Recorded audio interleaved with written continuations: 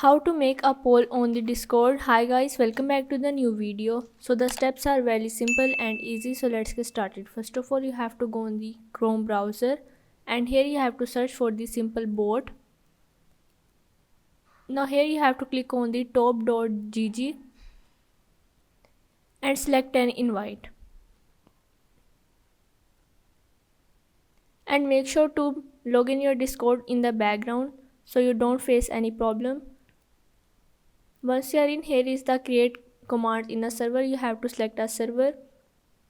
Once you select our server, you have to click on the continue and here you have to read all of these polls and authorize it. And here you have to clear this captcha.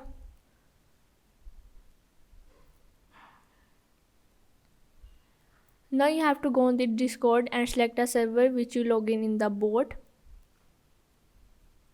And here you have to go on the simple poll and type /poll and add it on your Discord. Now here you have to select that poll. So yeah, this is how you can make a poll on the Discord.